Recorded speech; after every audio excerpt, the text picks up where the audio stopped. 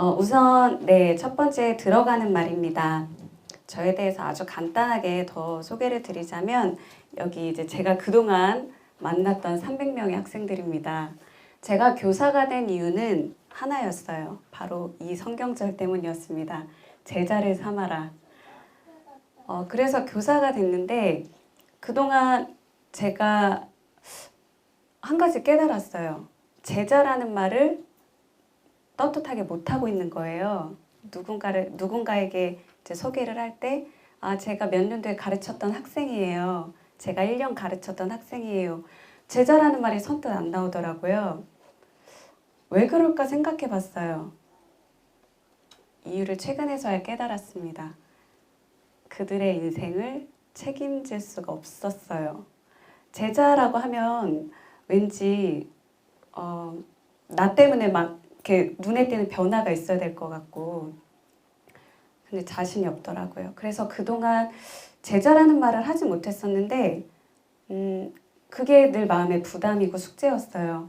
내가 제자를 삼고자 교사가 됐는데 나는 정작 제자라는 말을 못하고 있구나. 그래서 고민을 하던 중에 이제 어느 날 오약봉을 가는 길에 36대 100주년 기념관 앞에 있는 이 제자상 조각상이 마음에 들어왔습니다. 저게 제자를 삼는 방법이구나. 사실 저희가 2월달이 되면 새로 만날 아이들 명단을 받습니다. 쭉 훑죠. 그리고 작년 담임 선생님과 대화를 합니다. 이 아이는 어때요?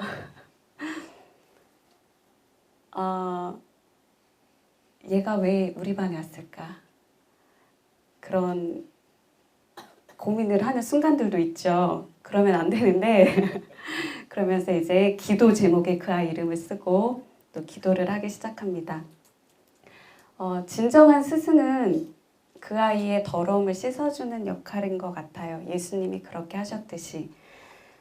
그래서 제가 요즘 듣고 있는 너무나 유명한 노래지만 이 노래 너무 잘 아시죠? 교사의 역할은 이런 것 같습니다. 다른 사람들은 그 아이의 죄를 볼지라도 나는 그 아이의 아픔을 볼 수 있는 눈을 가진 사람. 남들이 그 아이에게 손가락질해도 나는 그 아이를 감싸줄 수 있는 사람. 이것이 진짜 스승이지 않을까 하는 생각을 요즘 많이 합니다. 너무나 잘 알고 있는 그 선한 사마리아인 이야기가 있죠. 여기에 크게 여러 부류의 사람들이 등장을 합니다. 첫 번째 강도가 있고요. 두 번째 강도를 만난 어떤 사람. 세 번째 지나쳐가는 사람. 네 번째 도와주는 사람. 다섯 번째 주막 주인이 있습니다. 우리는 이 이야기를 듣고 그래 도와줘야 해 라는 교훈을 많이 배웠고 또 가르쳐 왔죠. 그런데 어느 날 이 말씀을 묵상하다가 우리는 모두 다 강도 만난 사람이구나 라는 생각이 들었습니다. 사단이라는 강도에게 우리의 마음과 생각과 정신이 다 피멍이 들었구나. 그리고 아이들도 그렇게 되었구나. 그래서 예수님께서는 그 아이들을 주막 주인인 우리에게 맡겨주셨습니다. 내가 이 아이를 다시 데려올 때까지 잘 맡아주세요.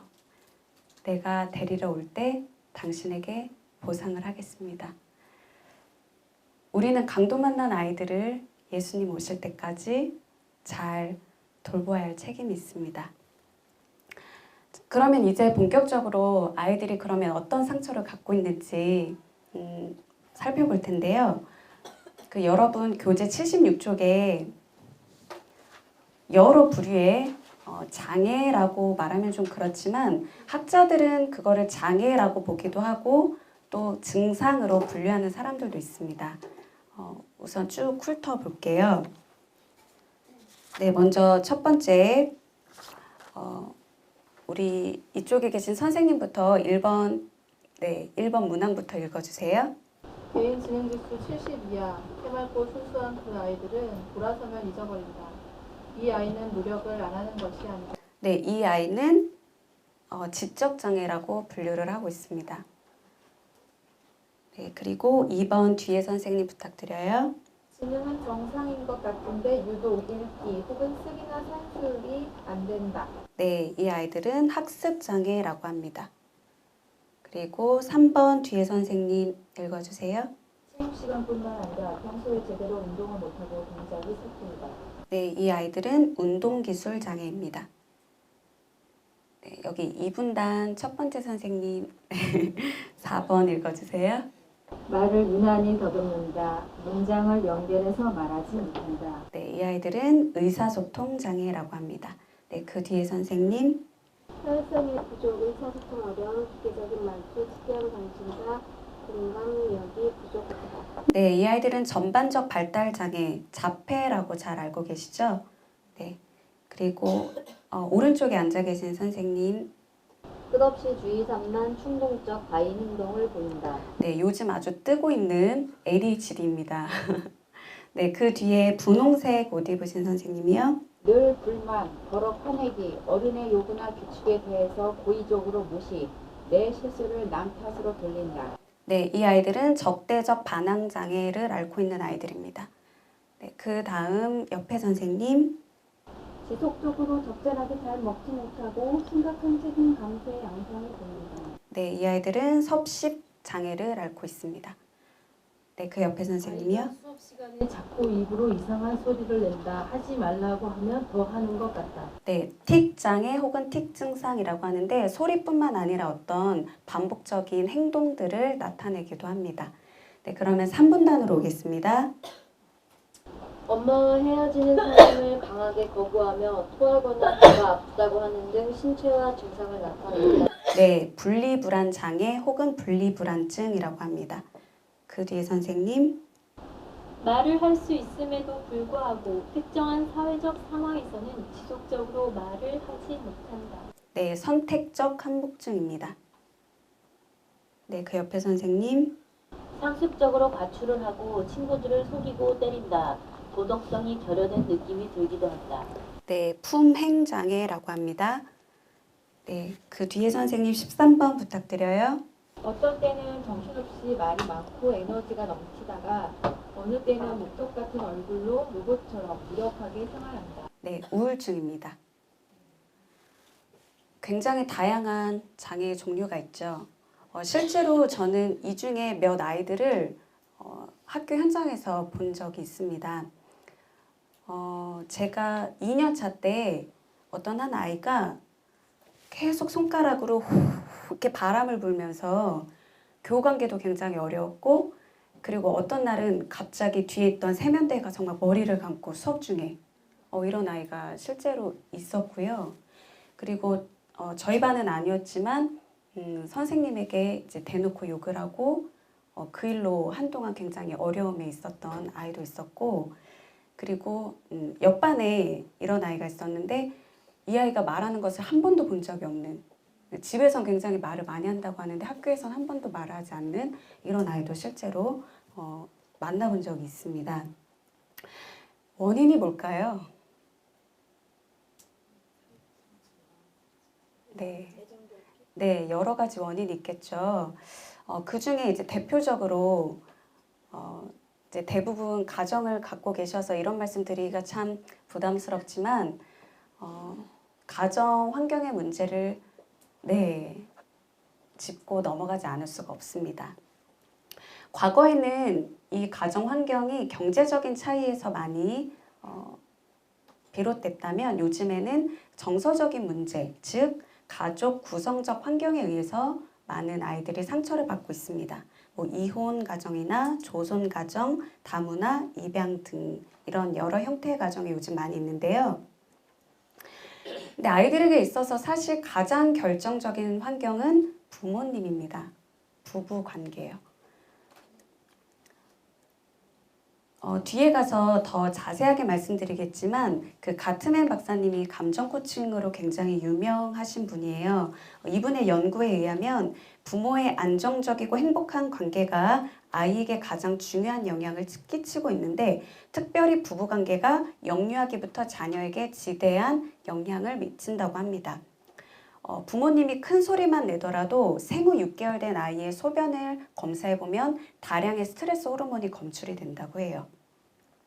그리고 부부의 관계를 봤을 때 그 아이가 앞으로 어떻게 학교 생활을 할 것이고 직장 생활을 하고 결혼 생활까지도 이루어질 것인지를 예측할 수 있다라고 합니다. 제가 이런 검사를 해봤어요. 네, 문장 채우기입니다. 뭐 좋은 것들도 많이 있었어요. 그런데 제 마음 아팠던 것들만 몇 개 가지고 왔는데요. 이거는 이제 아주 바람직한 답이죠. 우리 엄마는 나를 사랑하신다. 네, 우리 엄마는 있다. 네, 다행이에요. 네, 그 다음 우리 엄마는 힘들다. 그리고 이제 마지막 아이, 우리 엄마는 못 썼어요. 이 아이는 부모님이 이혼한 가정의 아이였거든요. 네, 아빠를 안 넘어갈 수가 없죠. 매일매일 변한다. 네. 어떤 의미인지 확 와닿으시죠, 우리 어머님들. 네. 우리 아빠는 존재한다. 그 아까 있다라고 쓴 아이가 이렇게 썼어요. 네, 우리 아빠는 너무 바쁘다. 그리고 마지막으로 우리 아빠는 역시 아무것도 쓰지 못한 아이. 아까 그 부모님이 이혼한 아이가. 네. 이 아이는 이 문항 말고도 사실 굉장히 많은 칸을 빈칸으로 남기고 제출을 했습니다. 굉장히 마음이 아팠어요. 부모의 이혼이 아이에게 미치는 영향은 우선 언어 발달, 정서 발달, 신체 발달이 지연이 되고요. 그리고 굉장히 스트레스에 취약하게 됩니다. 그리고 당연히 또래 관계가 나쁠 수밖에 없고요. 그리고 학습의 집중력이 약하게 됩니다. 이제 또 그 다음 아이의 상처로는 아까 어느 분께서 말씀해 주셨는데 애착 문제예요. 지금 그 부모의 관계가 현재 아이의 환경이라면 이 애착 문제는 아이의 과거 환경이 되겠습니다. 특별히 만 0세에서 2세까지의 그 영유아기 시절에 부모님과의 관계가 애착 문제를 형성하고 있는데요. 이 시기에 한 명의 양육자와 안정적인 관계를 맺지 못한 경우에 이런 문제가 발생한다고 합니다. 그래서 주 양육자가 떠날 때 아이가 갖는 느낌은 버림받음, 무가치함, 슬픔, 분노, 무기력, 좌절, 절망, 고통 뭐 이런 것들을 아이가 느낀다고 해요. 그래서 그 애착 손상을 겪은 아이들의 증상은 이제 기본적으로 어른에 대한 신뢰감이 없고요. 그리고 반사회적인 행동을 하게 되고 자기 멋대로 행동을 하고 또 이제 감정 조절을 못하고 이제 혼자 막 이렇게 떨어져서 은둔 생활을 한다거나 이런 증상을 나타나게 됩니다. 그래서 이것이 치료가 안 되고 더 심각하게 되면 분리불안 증상을 갖고 그것이 청소년기 또 성인이 되어서는 의처증, 의부증까지 가질 수 있는 아주 중요하고 심각한 문제가 발생할 수 있는데요. 작년에 저희 반에 이런 아이가 있었어요. 굉장히 공부는 잘하는데 눈을 못 마주치는 거예요. 저랑 이야기하는데 선생님 있잖아요 이러면서 그래서 굉장히 안타까웠습니다. 그 눈 맞춤은 관계 그 형성의 가장 기초가 되는 건데 눈 맞춤을 못하는 아이가 있더라고요. 그리고 그 가식적인 친절이나 상냥함 또 아무에게나 관심과 애정을 표시하거나 요구를 하고 또 또래 관계가 원만할 수가 없고요. 그리고 끊임없이 쓸데없는 말하고 계속 짓거립니다. 마음이 허전하기 때문에 그 존재를 인정받고 싶어서. 그리고 자존감이 매우 낮을 수밖에 없고 또 통제에 극도로 민감하며 충동 조절을 잘 못하는 이런 여러 가지 증상이 나타나게 됩니다.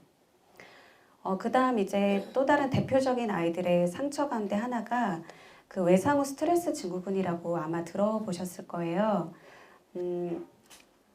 네. 영어 발음이 부담스러워서 그냥 패스하겠습니다. 네, 이거는 심리적인 3도 화상이라고 말하기도 합니다. 그 외상성 사건은 오랫동안 정신, 심리, 사회적 증상을 일으키고 비슷한 상황에 다시 강한 심리의 반응을 보이거나 괴로워하는 현상인데요. 그 이번에 세월호 침몰 사건이나 이런 그 충격적인 사건에 의해서 또 이런 외상후 스트레스 증후군을 겪게 될 수가 있습니다. 영유아기, 사춘기 등의 학대, 갑작스러운 이별, 폭행, 왕따, 가정불화, 가족의 사망 등 이러한 것들이 원인이 되는데, 그런데 이런 것들을 겪었다고 해서 100% 외상후 스트레스 증후군을 앓게 되는 건 아니고요. 과거에 애착이 형성되지 않았거나 아니면은 그 가정, 부모님의 양육 방식이 억압적인 양육 방식에서 자란 아이들이 대부분 이런 증후군을 갖게 된다고 합니다. 그래서 이런 증상에는 이제 평소에는 아무렇지도 않던 아이가 갑자기 극심한 공포를 느낀다거나 불안과 두려움, 또 무기력감을 느낀다거나 소외감을 느끼고 고립감을 느끼고 대인관계 어려움을 느끼고 또 감정 조절이 안 되고 충동적인 행동을 하고 이런 그 현상들이 외상후 스트레스 증후군의 현상이라고 볼 수 있습니다. 그다음 이제 대표적으로 저희 반에도 한 3명 정도가 있는 것 같아요. ADHD. 귀여워요. 네, 주의력 결핍 과잉 행동 장애라고 하고 있는데요. 이제 끊임없이 선생님의 관심을 필요로 하는 아이들입니다. 네, 우선 이제 집중이 결여가 되어 있고요. 그리고 지나치게 과잉 행동을 보이고 또 충동적이고 그래서 사실 친구들과 잦은 다툼도 많이 있습니다. 많은 이제 그런 교육자들은 뇌의 문제다, 임신했을 때 뭐 임산부가 제대로 관리를 하지 못했기 때문에 그렇다 등등의 여러 가지 원인들을 이야기하고 있지만 사실은 그 원인이 아직 정확하게 밝혀지지는 않았다고 합니다. 그리고 6명 중에 1명꼴로 나타나고 있으며 여학생보다는 남자아이들에게서 더 많이 나타나고 있는데요. 그런데 사실은 이 아이들에게도 굉장히 장점이 많이 있어요. 활동적이고 자연 친화적이고 창의력이 높고 그래서 이제 많은 교육학자들은 그렇게 이야기하죠. 에디슨이나 아인슈타인이나 모차르트나 이런 사람들도 ADHD였을 것이다 라고요. 네, 그래서 뭐 이거에 대한 이야기는 아마 뒤에서 다른 여러분 강의 목차를 보니까 더 이제 공부하실 수 있는 시간이 있는 것 같더라고요. 그래서 넘어가도록 하겠습니다. 자, 그 다음에 이제 학교에서 요즘에 굉장히 이슈화가 되고 있는 것이 학교 폭력이에요. 그래서 이제 경찰에서도 경찰 아저씨들이 오셔가지고 아이들을 상대로 그런 교육을 하고 계시기는 하는데 굉장히 슬픈 현실이죠. 근데 우선은 다툼과 폭력을 구분해야 할 필요는 있습니다.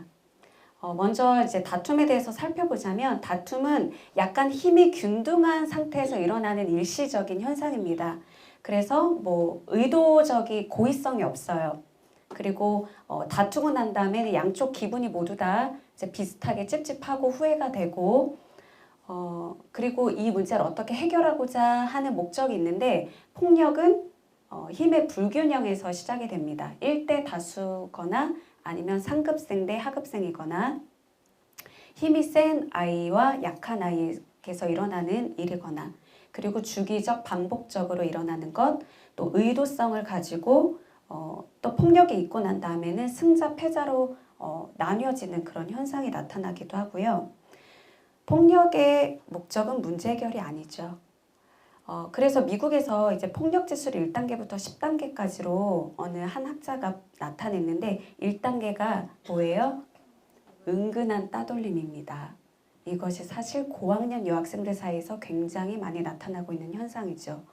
그 문제에 대해서는 뒤에서 더 자세하게 말씀을 드리도록 하겠습니다.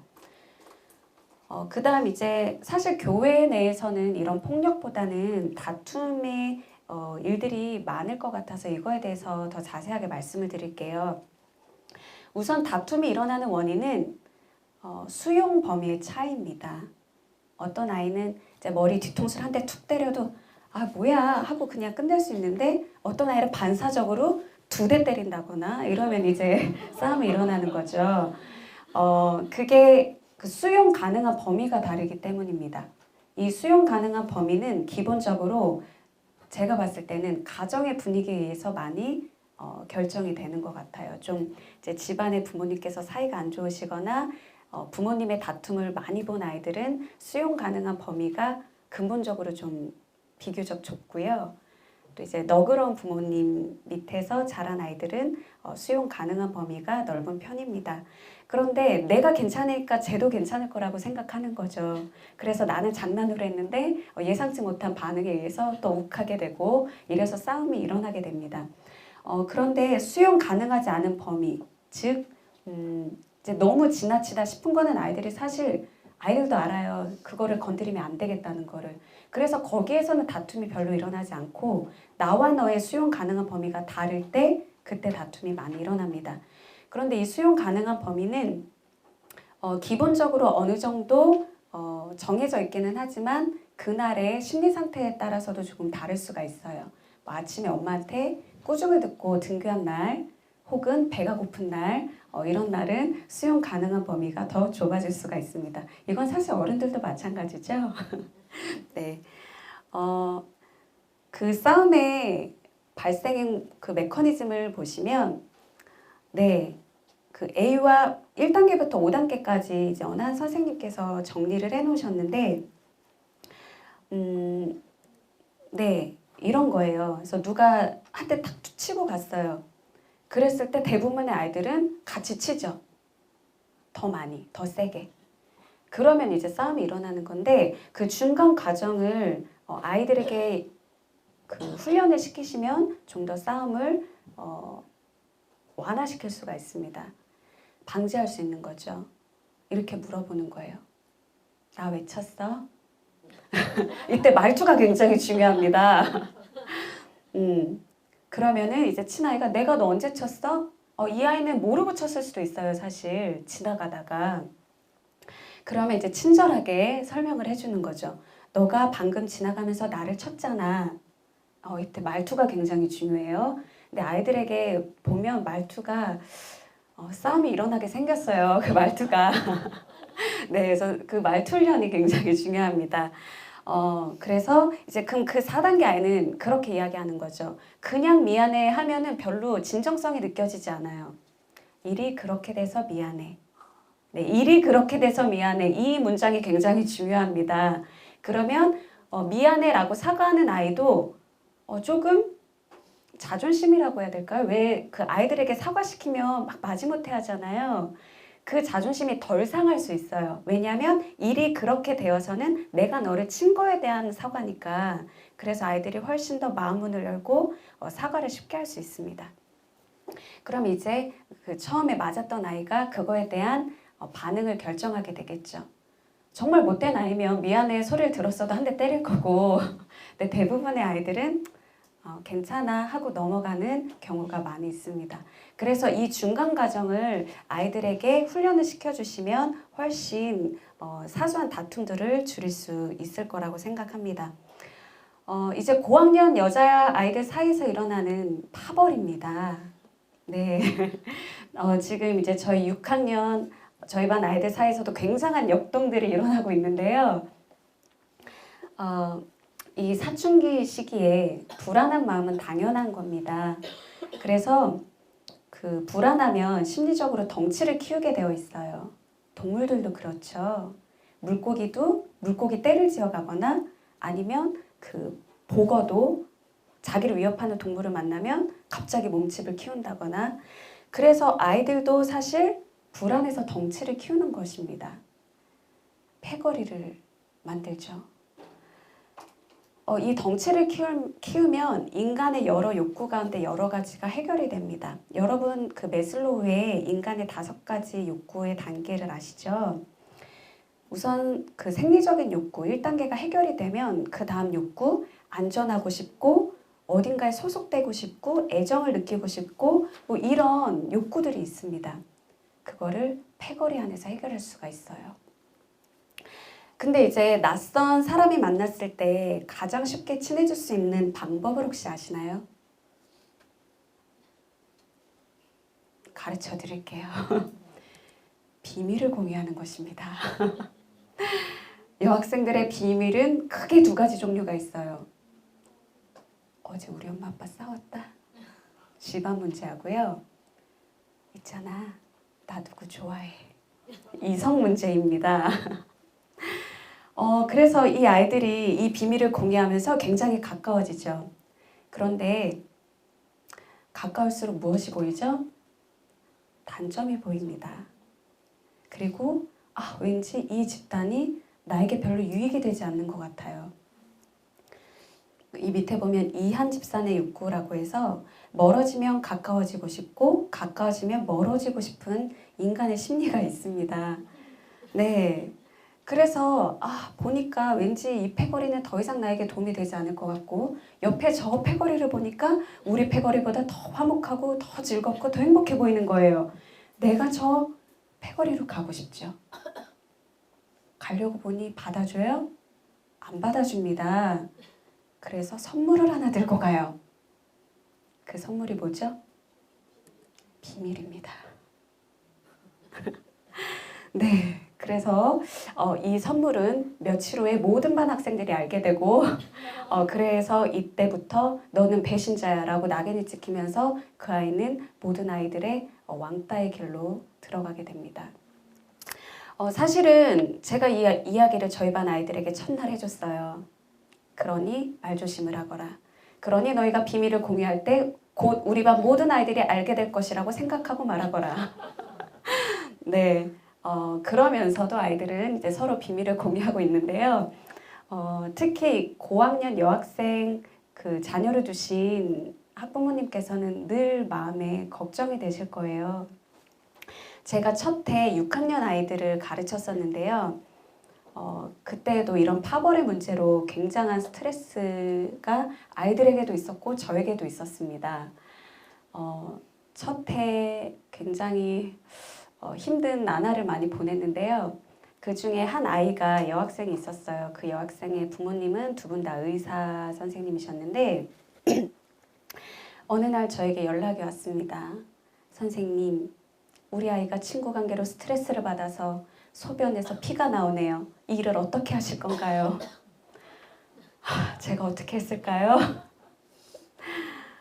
네, 마음 같아서는 어머니 제 소변에서도 피가 나와요 라고 말씀을 드리고 싶었어요. 네, 이런 거 방송 나가면 안 되는데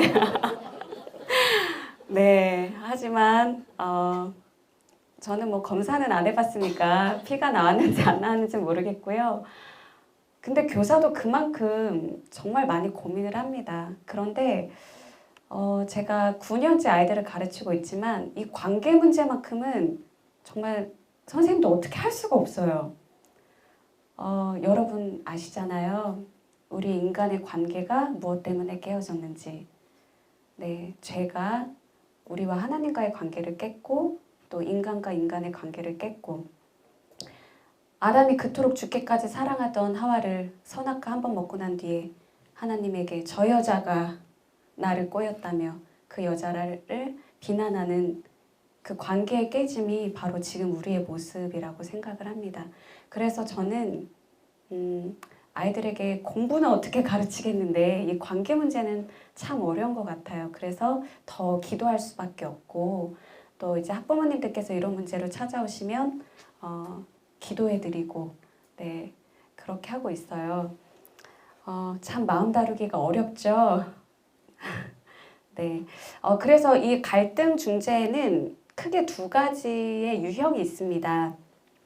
첫 번째는 처벌에 초점을 맞출 것인가. 이 처벌은 가해자 중심의 해결 방법입니다. 너 이렇게 했으니까 혼나야 돼. 야단 맞아야 돼. 자, 그런데 또 다른 하나의 방법은 회복에 초점을 맞추는 거예요. 이거는 피해자 중심의 갈등 중재 방법입니다. 그래서 저는 우리 그 선생님들은 특히 또 3,6학교 교사 선생님들도 마찬가지고 처벌의 목적이 아니라 회복의 목적을 두어야 한다고 생각해요. 왜냐하면 예수님께서 원하시는 방법이 이거잖아요. 그렇죠? 처벌을 하는 것이 아니라 회복시키기 위해서 오셨고 그래서 십자가를 지셨으니까요. 이제 세 번째로 가도록 하겠습니다. 이제 아이들의 상처를 여러 가지를 봤어요. 이번에는 아이들의 마음을 이해하는 시간을 갖도록 하겠습니다. 첫 번째는 이제 발달 단계인데 이건 아마 선생님들께서 지난주에 공부를 하셨을 것 같아요. 그래서 네, 빨리 넘어갈게요. 보통 초등학교 1학년 선생님들은 이런 표현을 쓰십니다. 모든 1학년 아이들이 자기가 우주의 중심인 줄 안다고. 네. 그러다가 한 3, 4학년쯤 되면은 나 혼자가 아니구나를 알게 돼요. 그래서 내 옆에 친구들이 보이고 또 또래 관계에 관심을 갖게 됩니다. 그러다가 이제 5, 6학년쯤 되면 나는 누군가? 이런 질문에 빠지게 되죠. 어제와 다른 오늘을 겪으면서. 이제 두 번째로는 기질에 대해서 말씀드리겠는데요. 사실은 그 MBTI 굉장히 유명하죠. 많이 들어보셨고 아마 해보신 분들도 계실 거고 현재까지도 인정받는 성격 유형 검사 가운데 하나입니다. 그런데 요즘에는 MBTI보다는 기질에 대해서 연구하는 학자들이 많이 있어요. 이 기질은 외적 자극에 어떤 정서적 반응을 보이는가에 대한 경향이라고 합니다. 갖고 태어나는 거래요. 그래서 성인이 되어도 쉽게 변하지 않는다고 합니다. 그래서 미국의 그 토마스와 체드가 연구를 했어요. 1977년도에. 그래서 크게 세 가지 유형으로 인간의 기질을 분류를 했습니다. 첫 번째는 순둥이형이에요. 이지베이비입니다. 네, 쉬운 아기예요. 쉬운 아기. 그냥 어디 갖다 놔도 잘 적응하고 잘 먹고 잘 싸고 잘 놀고 굉장히 좋죠. 혹시 여기 모인 선생님들의 자녀들은 쉬운 아기입니까? 쉬운 아기면 좋겠죠? 그런데 이 아이들이 어려워하는 게 있어요. 너가 알아서 해. 이 질문에 굉장히 어려워한다고 합니다. 네, 그래서 이 아이들에게는 어느 정도 보기를 준다거나 제한을 주는 것이 필요합니다. 두 번째는 체제 거부형인데 어려운 아기예요. 그래서 굉장히 잘 울고 안아줘도 울고 업어줘도 울고 밥 줘도 울고 네, 이런 아기들 있어요. 그리고 이제 청개구리 같은 아이들이죠. 동쪽으로 가라고 하면 서쪽으로 가고 남쪽으로 가라고 하면 북쪽으로 가는 아이들.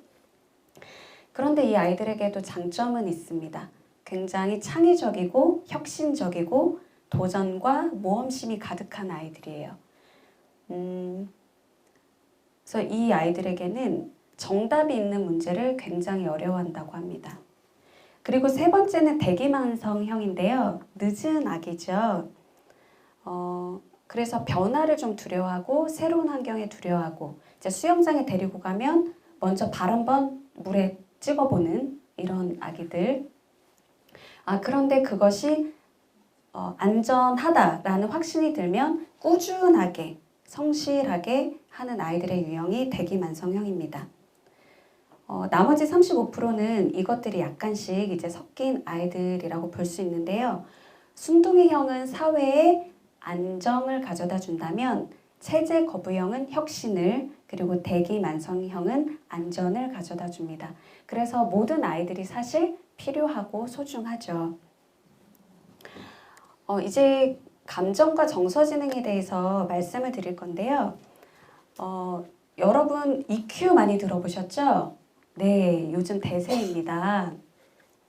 그 터먼이라는 1921년에 스탠포드 대학교의 터먼 교수가 연구를 했어요. 80년 동안 영재 1,500명을 대상으로 이제 추적 연구를 한 거죠. 미국 사람들은 참 이런 연구를 꾸준하게 잘하는 것 같아요. 그래서 80년 동안 연구자가 3번이 죽었다가 이어져 다시 하고 그렇게 했다고 해요. 그래서 그 결과 IQ는 행복과 관계가 없다. 직업과 소득과 결혼과 이런 것에 관계가 없다라는 결과에 이르렀고 또 동일한 그 비슷한 행복의 조건이라고 혹시 책을 아시나요? 그 하버드 대학교의 그랜트 연구라고 비슷한 연구였어요. 하버드 대학생들과 또 빈민층 청년들을 대상으로 72년 동안 연구를 했는데 이것도 역시 IQ가 행복의 조건이 아니다라는 결과를 이끌어냈다고 합니다. 그렇다면 무엇이 행복의 조건인가? 바로 많은 학자들은 정서를 꼽고 있습니다. 이 정서적으로 풍요로운 아이는 명랑하고 너그럽고 여유가 있고 희망적이고 낙관적이고, 하지만 정서적으로 빈곤한 아이는 짜증이 많고 항상 우울하고 비관적이고 화를 잘 내고 잘 울고, 아까 말씀드렸던 다툼의 수용 분할선도 이 정서에 의해서 결정이 될 수 있는데요. 그 아주 유명한 정서지능 연구자인 데니얼 골맨이 정서지능이 높은 사람에 대해서 크게 4가지로 정리를 했는데, 첫 번째는 그 자기에 대해서 잘 아는 사람이라고 합니다. 자기 감정을 잘 알고 또 자기 감정을 잘 컨트롤할 수 있는 사람. 또 자기뿐만 아니라 타인에 대해서도 잘 알고 그런 타인과의 관계를 잘 맺을 수 있는 사람. 그래서 요즘 아마 그 수십억의 돈을 들여서 아주 삐까뻔쩍하게 강남에 병원을 차려놓고 병원이 문을 닫은 그런 많은 사례들을 들어보셨을 거예요. 무엇이 약하기 때문이죠? 네, 정서지능이 약하기 때문에 대인관계를 잘 맺기가 어렵습니다. 그래서 열심히 공부만 하신 의사 선생님들께서 그런 병원에 손님이 찾아오지 않아서 네, 그런 일들이 많이 있고, 실제적으로 또 제가 어느 그 교수님들과 만나서 이야기를 하는데, 그분의 동료들이 다들 손주들 키우느라 힘드시다고. 왜냐하면 자녀들이 좋은 대학 나와서 이제 결혼을 했더니 얼마 못 살고 이혼해서 이제 손주들을 키우고 있다고 이런 이야기들을 하는 것을 들었어요. 그래서 정말 IQ가 문제가 아니라 얼마나 정서를 바르게 올바르게 갖고 관리하고 있는가, 또 타인과의 관계를 잘 맺고 있느냐가 행복을 결정하는 아주 중요한 조건이라고 볼 수 있습니다. 그 다음 이제 스트레스와 감정에 대해서 말씀을 드릴 건데요. 스트레스란 불안, 짜증, 우울, 분노, 무기력감 등으로 이루어진 감정적인 불편함을 이야기를 합니다. 그래서 스트레스를 갖게 되면 그 몸속에 스트레스 호르몬, 코티솔이라는 호르몬이 생성이 되는데요. 또 이제 상대적으로 안정 호르몬은 감소를 하게 됩니다. 근데 스트레스를 받게 되면 신체에 1,400여 가지의 반응이 일어난다고 해요. 노화가 촉진되고요. 네, 뇌세포가 사망하고 기억과 학습이 부진하며 고밀도가 감소되고 이제 뼈에 구멍이 나는 거죠.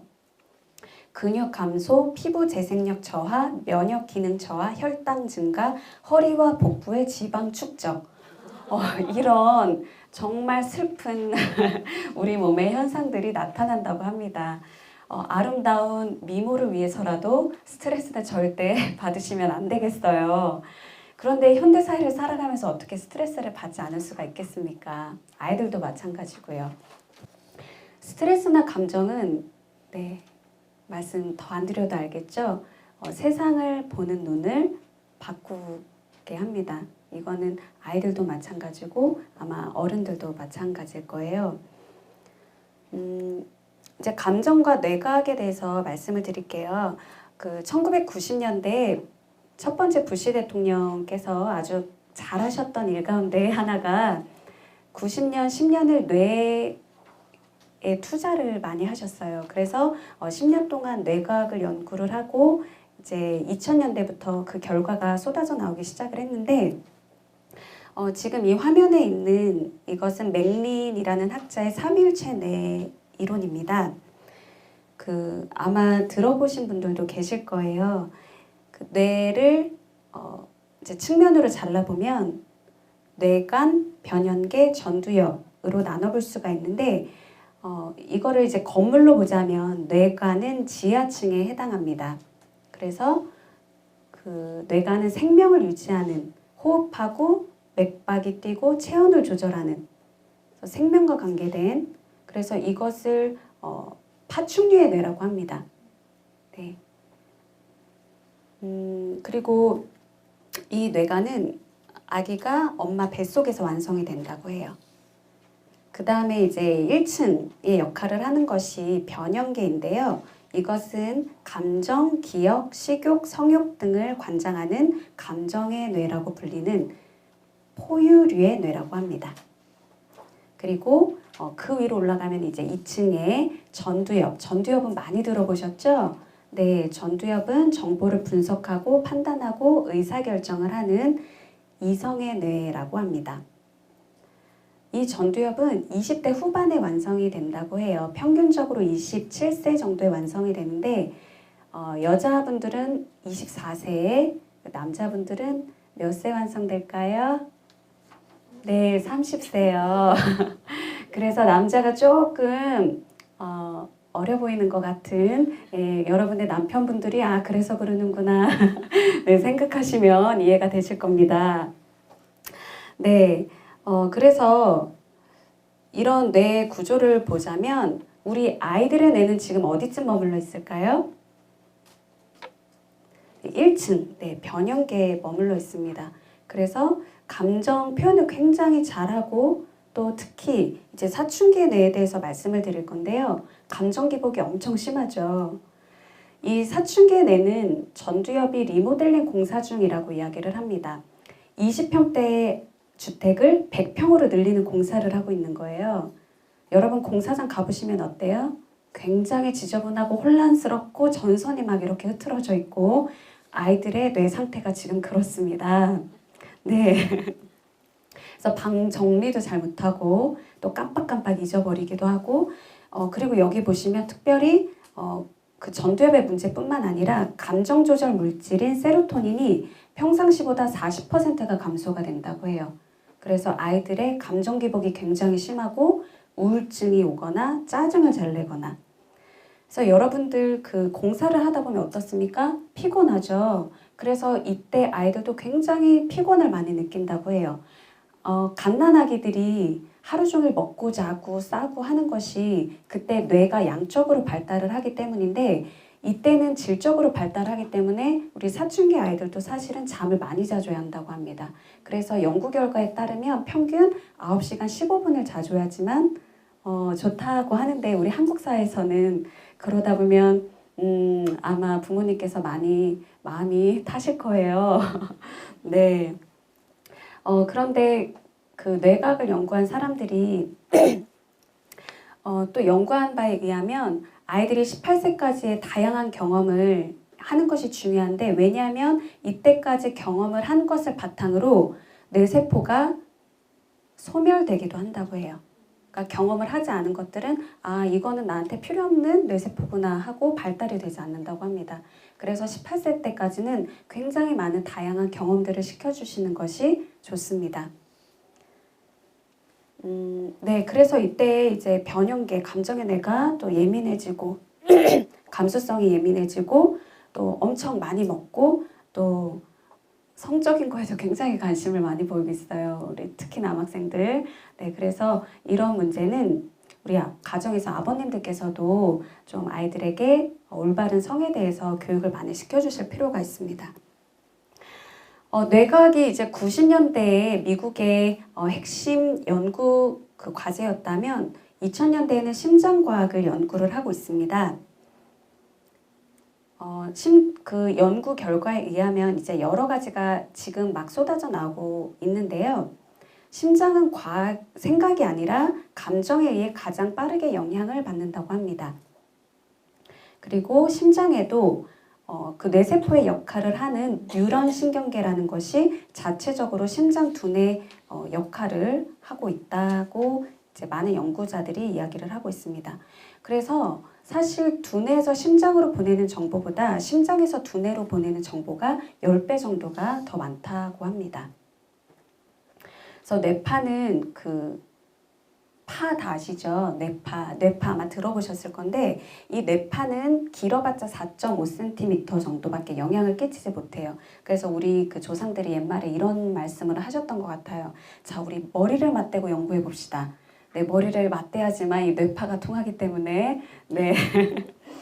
그런데 심장파는 그의 5,000배 정도의 영향력이 더 있다고 합니다. 그래서 180cm 정도.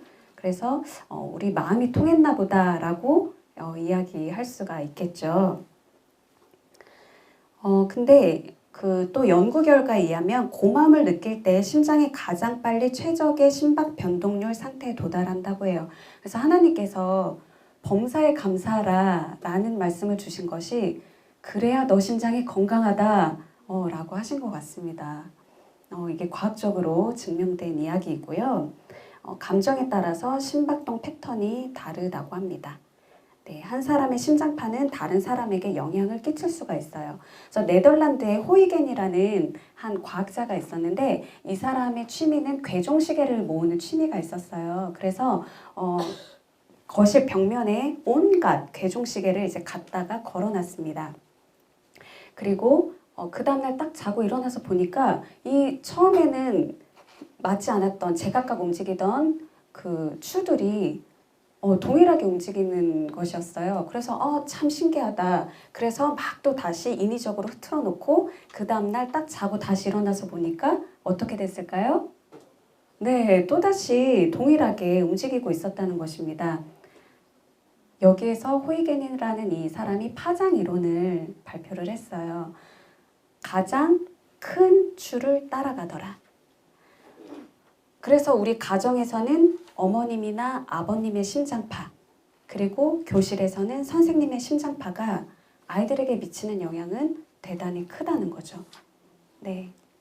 그래서 이 그 사진은 사람의 심장파가 미치는 범위를 보여주고 있습니다. 자, 그렇다면 이렇게 심장파가 중요한데 어떻게 나의 스트레스 받고 이 벌떡벌떡 뛰는 심장을 어떻게 할 것인가? 네, 역시 미국의 하트메스 연구소에서 3단계 연구를 했어요. 방법이 있다. 자, 자기진정법이라고 하기도 하는데요. 첫 번째 1단계는 이제 심장호흡이라고 합니다. 어떤 그 스트레스를 받는 상태에서 반응을 멈춘 뒤에 이제 손을 심장 쪽에 올려놓고 천천히 깊게 5초 정도 들이마시고 5초 정도 내뱉습니다. 이거를 한 여러 번 3회 정도 반복을 하는데 이때 내 심장에 산소가 들어가고 있구나 라는 것을 상상을 하시면서 하시는 것이 좋습니다. 지금 한번 해볼까요? 네, 5초 시작.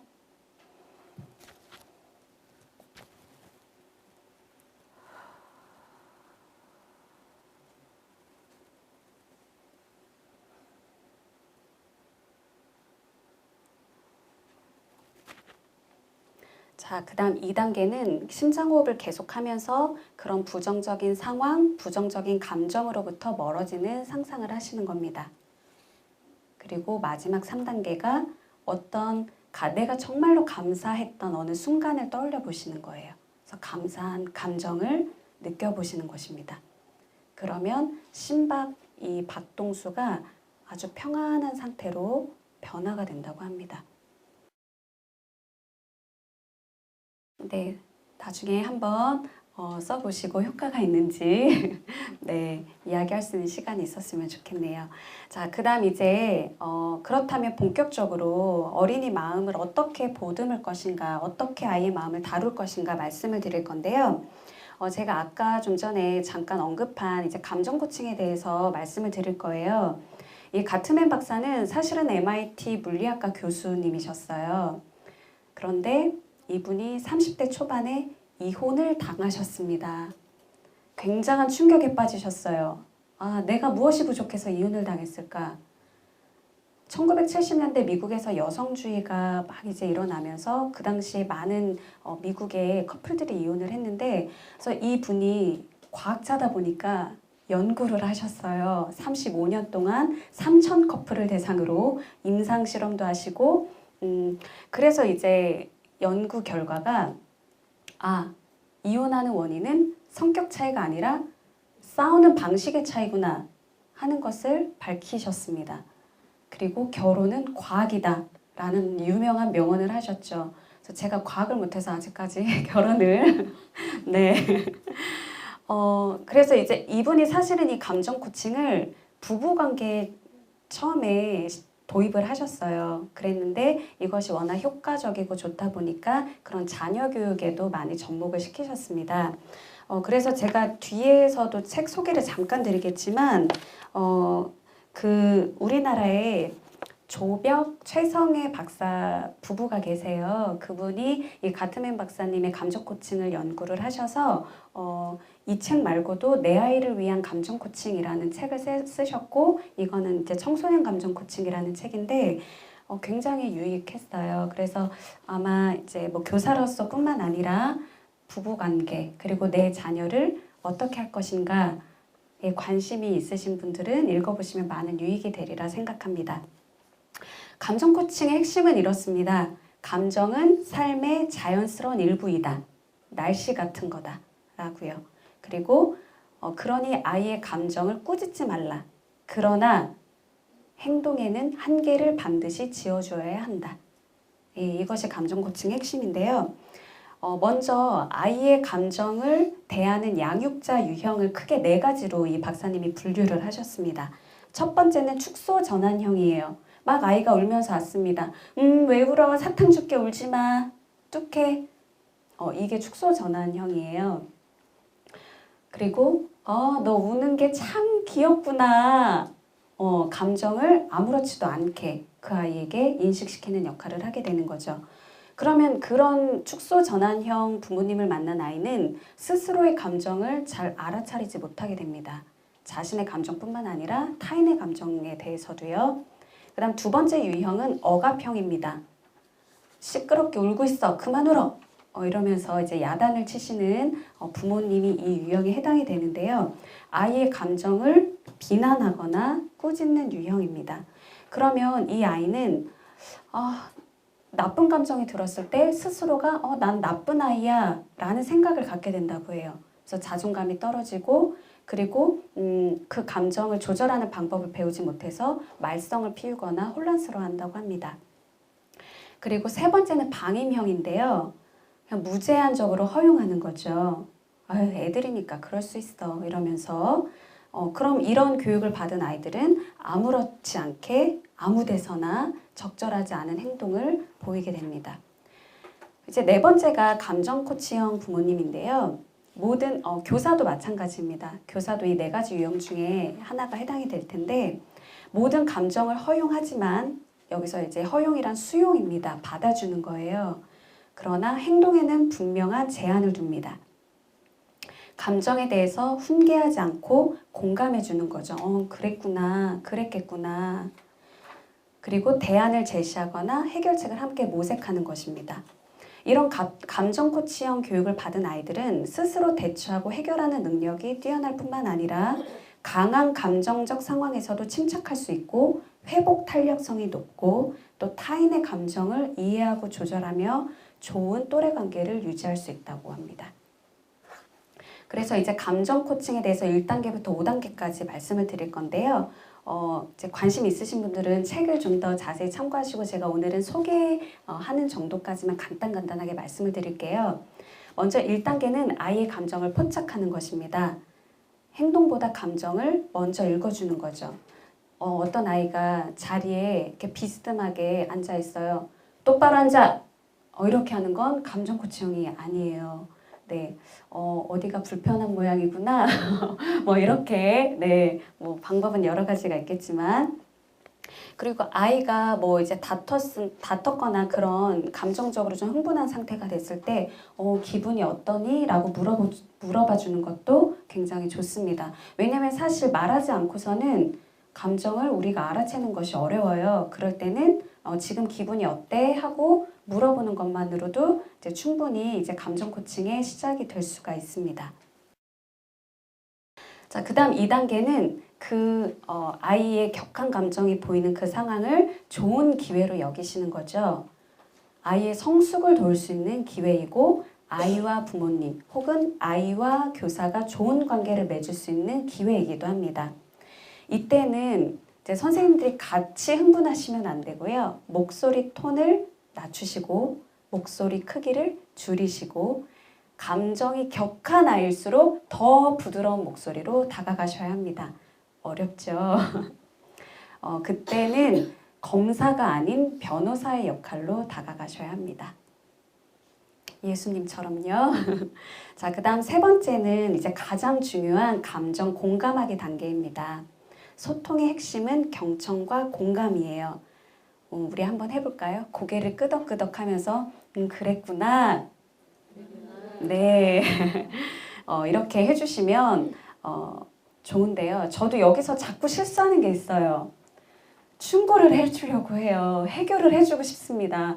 아, 너가 그때 그렇게 했으면 안 됐지. 그땐 앞으로 이렇게 하는 거야. 이거는 절대 바람직하지가 않습니다. 네, 이때 범할 수 있는 우를 네, 범하지 마시기 바랍니다. 그리고 네 번째 단계가 그 감정에 이름을 붙여주는 건데요. 사실은 한국 사회에서 감정의 이름을 많이 몰라요. 어른들도. 그쵸? 감정을 표현하는 것이 그렇게 자연스러운 사회는 아닙니다. 그런데 감정에 이름을 붙이는 것이 왜 중요하냐면 아이가 불안해요. 아, 내 감정이 뭐지? 불안할수록 더 진정이 되지가 않습니다. 그런데 어른이 아, 그래서 실망했구나. 아, 그래서 속상했구나. 감정에 이름을 붙여줬을 때 아, 이 감정이 실망이었구나. 아, 이 감정이 화가 난 거였구나. 라고 알게 되면서 좀 더 마음의 안정을 얻을 수가 있다고 해요.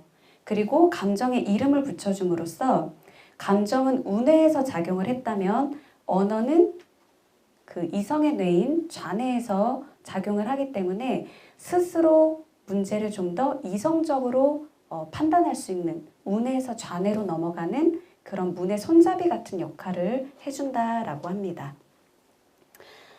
그 다음 이제 마지막 5번째 단계가 바람직한 행동으로 선도하기인데요. 그때는 이렇게 해 하고 선생님께서 말씀해 주시는 것보다 이럴 때 어떻게 하는 게 좋을까? 라고 아이 스스로 해결책을 찾도록 지도해 주시는 것이 좋습니다. 그래서 아이가 스스로 해결책을 못 찾을 때는 선생님은 이럴 때 이렇게 하곤 했어 하고 나의 방법을 이야기해 주는 것도 아주 바람직한 방법이에요. 그런데 언제 친절하게 이렇게 1단계부터 5단계까지 하겠습니까? 그쵸? 바쁘고 아이도 많고 그럴 때는 네, 가트맨 박사님도 말씀을 하셨는데 3단계까지만 해도 괜찮다. 그리고 그런 상황에서 30%만 해도 괜찮다. 효과가 있다라고 말씀을 하셨어요. 제가 겨울에 그 서울교육대학교에서 상담 연수를 했을 때 그 총장님께서 이런 말씀을 하셨어요. 우리 아이들에게 몇 점을 주면 좋겠습니까? 자, 자녀분들 한번 생각해 보세요. 아, 내 자녀는 한 몇 점쯤 될까?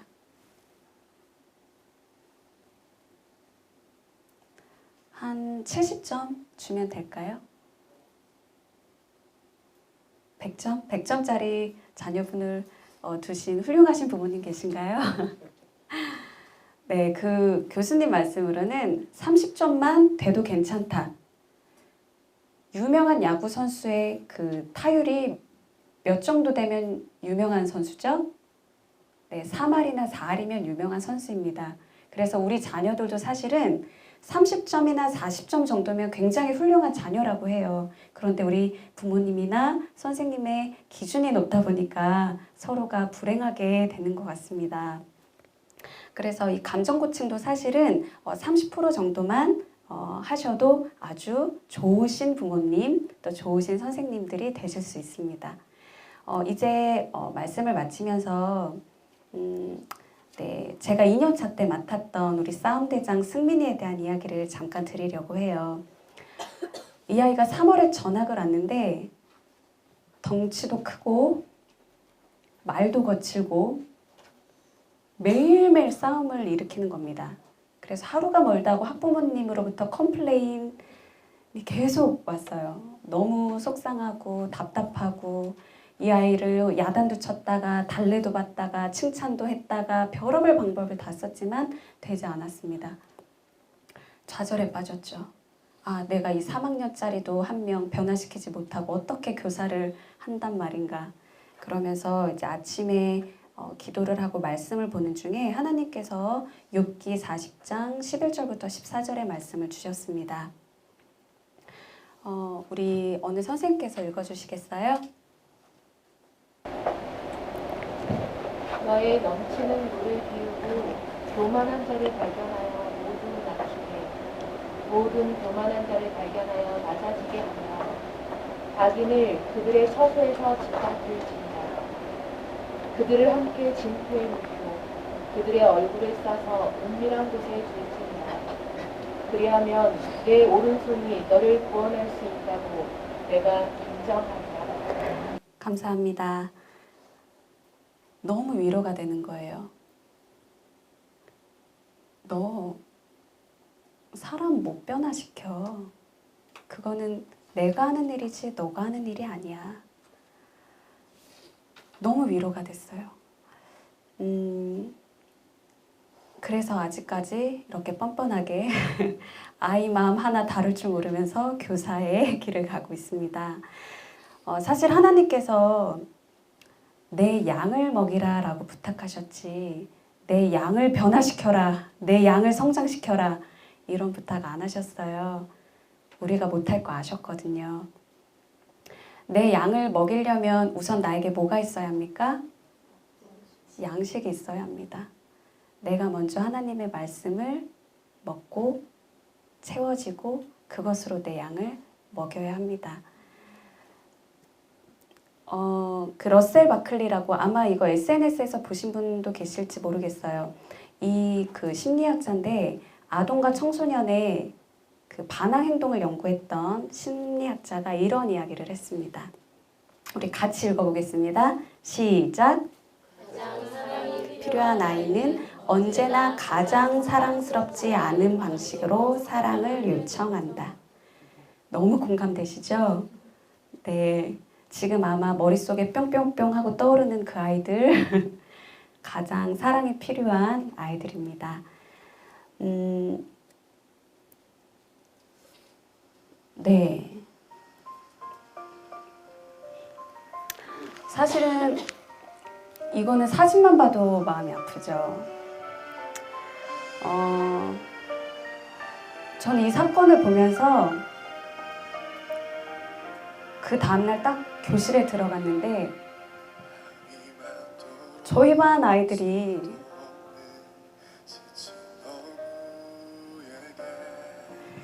이 죄의 바다에 빠져서 죽어가고 있는 게 보이는 거예요.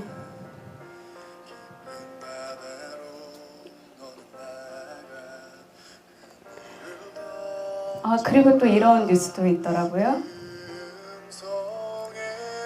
과연 나만 구원받으면 내가 하나님 앞에 떳떳할 수 있을까? 아마 이 교감 선생님의 마음이 내가 나중에 나만 구원받아서 하나님 앞에 섰을 때 내 마음이 아닐까? 내게 맡겨주신 아이들을 과연 내 구명조끼를 벗어서 그들을 구원할 수 있을까? 마음이 너무 답답했어요. 사실 너무 안타까운 아이들이지만 지금 사실 여러분의 가정에, 여러분의 교회에, 각 교실에 있는 아이들도 사실은 지금 다 침몰해가는 배 속에 있는지도 모르겠습니다.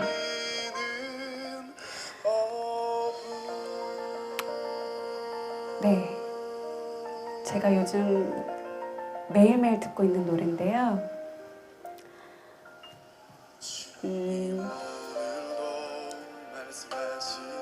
우리를 영혼을 살리는 사람을 살리는 어부로 부르셨습니다.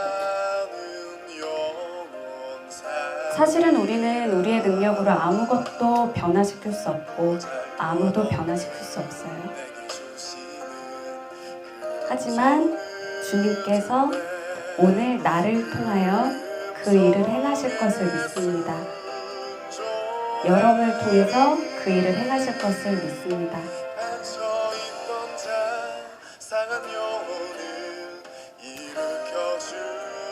여러분에게 주신 아이들,